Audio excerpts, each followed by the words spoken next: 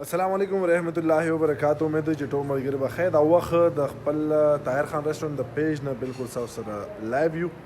سرونه راغلي دي د کلي مې دي منګوره سوات. دا بالکل مونږ خو داسې نه ګڼو چې دغه زمونږ کلی نه دی چې ملکن نه سړی په بره شي نو دغه ټول بیا مونږ ته خپل کلی ښکاري. ګرانه په منګوره کې د کوم ځای د منګوره کې د مانکوټ دي. کور کې دې پوښتنه کړې وه چې راتلې تپوس یې وکړی.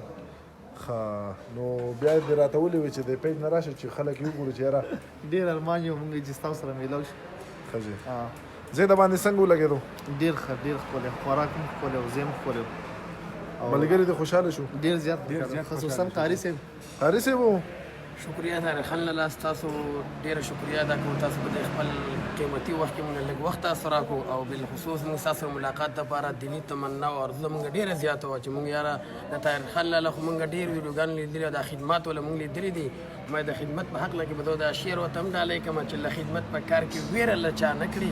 نوی لښکر د شاه زلمیانو ورسره دی او نور ملګري د مونږ خصوصا د نجیب الله دیوان ډېر خواهش و چې دی هم د طاهر خان لاله سره ملاقات وکړي. د روسلن خوراک کې مونږ وکړو ماشاءالله ډېر زیات ښکلی و. مونږ د سوات د ټولو سیمې خلکو ته هرکلی وایو چې یاره طاهر خان لاله روسلن ته خصوصا هر کس دې راشي او د دې ځای نه خوند او ذایقې مزې دې او که مونږ د رسټورنټ یو برانچ سوات ته دروړو څه دې خیال دی؟ دا خو به ډېر ښه سر ډېر زیات ښایسته. زه خو په دې کې بالکل مطمئن یم چې تاسو یو بایپاس کې یو برانچ کولی کړئ خپل. وایي سواتیان بیا روجي نیسي که مونږ رسټورنټ هلته ویړو. روجي خو خامخا دینداره خلک دي. یارو را خو به مونږ هم نیسو باید لکه مونږ رسټورنټ ویسو او خلک راته په روجه نه شي. نه انشاءالله چې خلک به ډېر زیات خوشحاله وي.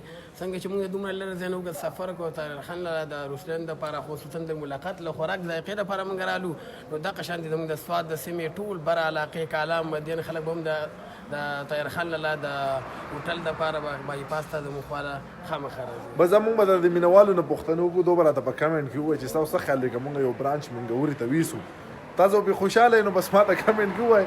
بیا به د قاري صاحب نو بس مشوره وبیالو تبلیغیانو خبره مشوره وکړو که نه په مشوره کې خیر او برکت وي. نو انشاءالله هغه شانتې کار وکړو. خو ګورې دا رول یېرېږي نو که دو کور کې څوک ویډیو ګوري سړی دلته راغلی دی چېرته تللی نه دی او دا سړی هم دلته راغلی دی نو که څه دا خیر چې اسلام آباد ته تللی دي چېرته په بله خوا تللی دي نو دا سټریټ زما خواله راغلی دي او ښه محفوظ دي ماشاءالله. ګرانه تو به څه وې؟